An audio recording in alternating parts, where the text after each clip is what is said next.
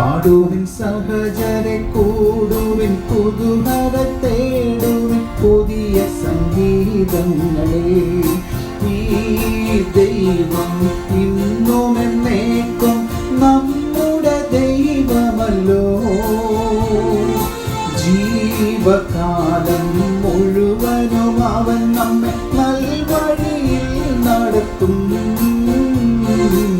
പാടുവിൻ സഹചരെ, കൂടുവിൻ പുതുമഴ തേടുവിൻ പുതിയ സംഗീതങ്ങളെ.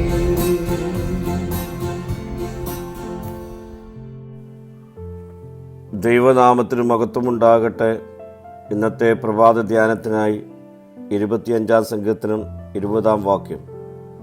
എൻ്റെ പ്രാണനെ കാത്ത് എന്നെ വിടുവിക്കണമേ, നിന്നെ ശരണമാക്കിയിരിക്കിയാൽ ഞാൻ ലജ്ജിച്ച് പോകരുത്. ഈ വാക്യത്തിൽ ദാവീദ് കർത്താവിനോട് തൻ്റെ പ്രാണനെ സുരക്ഷിതമായി കാത്തു സൂക്ഷിക്കുവാനും ആസന്നമായ അപകടത്തിൽ നിന്ന് തന്നെ വിടുവിക്കുവാനും അപേക്ഷിക്കുന്നു.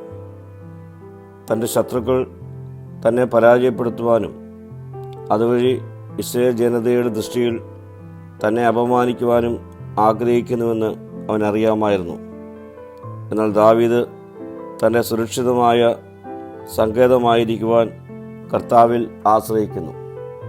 പ്രിയ സ്നേഹിതരെ, തൻ്റെ വിശ്വാസ പരിഹാസമാകുമോ എന്ന് ദാവീദ് ഭയപ്പെടുന്നു. തൻ്റെ ദാസന്മാർ ഉപേക്ഷിക്കപ്പെടുക എന്ന് പറഞ്ഞാൽ ദൈവശക്തി ദുർബലമാകുക എന്നാണ് അർത്ഥം. ഇതൊരു ഭക്തന് സഹിക്കുവാൻ കഴിയുന്നതല്ല. ഈ സാഹചര്യത്തിലാണ് ദാവീദ് പ്രാർത്ഥിക്കുന്നത്, കർത്താവെ, ഞാൻ നിന്നെ ശരണമാക്കിയിരിക്കാൻ ലജ്ജിച്ചു പോകരുത് എന്ന്.